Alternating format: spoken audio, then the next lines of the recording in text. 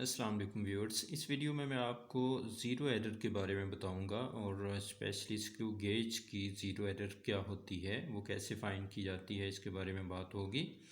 तो यहाँ एक स्क्रू गेज आपके सामने है। इसका लीस्ट काउंट यहाँ आपके सामने लिखा हुआ है। इसकी बॉडी के ऊपर 0.01 मिलीमीटर है और इसका जो रेंज है वो 25 मिलीमीटर तक है, यानी 25 मिलीमीटर तक ये मेजरमेंट कर सकता है। तो व्यूअर्स, आते हैं अपने असल टॉपिक की तरफ कि ज़ीरो एरर क्या होती है। ज़ीरो एरर होती है जब इस तरह का इंस्ट्रूमेंट स्टार्ट में अच्छी तरह से कैलिब्रेट नहीं होता, यानी इसकी अगर स्क्रू गेज की बात करें तो इसका जो ज़ीरो ऑफ सर्कुलर स्केल है ये इंडेक्स लाइन के साथ मैच नहीं करता, तो हम कहते हैं कि इस इंस्ट्रूमेंट में ज़ीरो एरर मौजूद है।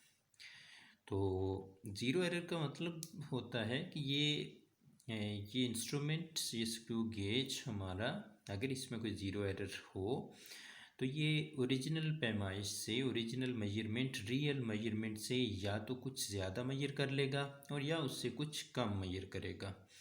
तो इसको फाइंड करने का तरीक़ाकार ये है कि इस वक्त जो हमारा स्क्रू गेज है, ये स्क्रू गेज अच्छा स्क्रू गेज है, इसमें ज़ीरो एरर नहीं है। आपने देखा कि इसको मैंने जब स्टड और स्पिंडल को मिलाया, इसको फुल टाइट किया, तो ये ज़ीरो ऑफ सर्कुलर स्केल नीचे इंडेक्स लाइन के बिल्कुल ऊपर आ रही है, तो इसमें तो ज़ीरो एरर नहीं है।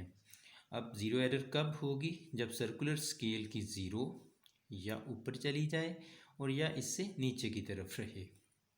तो अगर ये, अब मैं इसको, ज़ाहिर है इसको ख़राब तो नहीं करना, इसको ऊपर की तरफ मैं टाइट तो नहीं कर सकता मज़ीद, तो पहले उसी की बात कर लेते हैं कि अगर ये ज़ीरो इस तरफ ऊपर की तरफ चली जाएगी, जिधर 5 लिखा हुआ आपको दिखाई दे रहा है, तो इसका मतलब ये होगा कि इसमें ज़ीरो एरर है और ये नेगेटिव ज़ीरो एरर है, क्योंकि इस तरह से ऊपर की तरफ जाने का मतलब है कि ये ओरिजिनल मेजरमेंट से कुछ कम मेजर करेगा।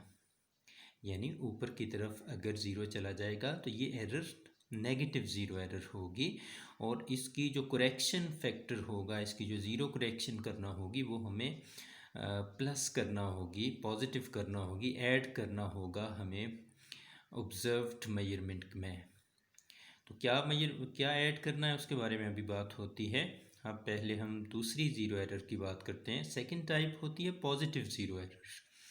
अगर इस तरह से हो, इसको मैं कर सकता हूँ कि अगर इस तरह से ये ज़ीरो एरर, जिस तरह से यहाँ मैंने थोड़ा सा नीचे शो कर दिया, तो ऐसी सूरत हाल अगर किसी इंस्ट्रूमेंट में हो कि उसका सर्कुलर स्केल का ज़ीरो इंडेक्स लाइन के साथ मैच ना कर रहा हो, बल्कि उससे नीचे ही रह जाए, तो इस सूरत में ज़ीरो एरर होगी और ये पॉजिटिव ज़ीरो एरर होगी। इसका मतलब होगा कि आपने ऑलरेडी, अभी आपने यहाँ कोई इंस्ट्रूमेंट, कोई स्पेसिमेन नहीं रखा स्टड और स्पिंडल के दरमियान, लेकिन रीडिंग इसकी चल चुकी हुई है, यानी ऑलरेडी इसने कुछ मेजर कर लिया हुआ है, यानी ये ओरिजिनल मेजरमेंट से कुछ ज़्यादा मेजर करके देगा हमें, और इसलिए इसे पॉजिटिव ज़ीरो एरर कहेंगे।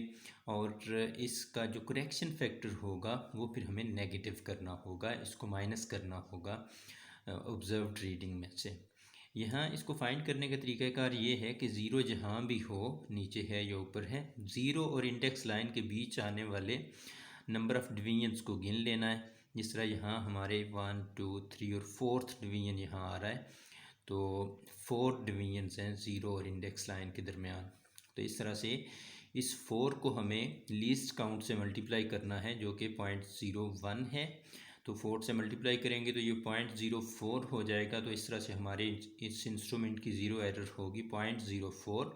और अगर इस सूरत हाल में है तो ये पॉजिटिव ज़ीरो एरर है और ये करेक्शन फैक्टर हमें नेगेटिव करना होगा, यानी जो भी हमारी ऑब्ज़र्व्ड रीडिंग आएगी उसमें से ये जो 0.04 फैक्टर है ये माइनस करना होगा, क्योंकि इतना आपने उस ओरिजिनल रीडिंग से ज़्यादा मेजर किया होगा। इसी तरह से अगर ये ऊपर ज़ीरो होती तो उस ज़ीरो और इंडेक्स लाइन के बीच हम डिवीजन्स को गिन लेते। वो अगर 4 होते, 5 होते, 6 होते, फॉर एग्ज़ाम्पल 6 होते, तो इसका मतलब होता कि 6 को हमने मल्टीप्लाई करना है 0.01 के साथ, तो ये 0.06 हो जाएगा। और ये जो ज़ीरो एरर होगी ये नेगेटिव ज़ीरो एरर होगी। और इसका जो करेक्शन फैक्टर है वो इस तरह से करना है कि ऑब्ज़र्व्ड रीडिंग जो भी आएगी उसमें हमें ये 0.06 ऐड करना होगा। तो इस तरह से ज़ीरो एरर स्क्रू गेज में हम फाइंड कर सकते हैं। Thank you.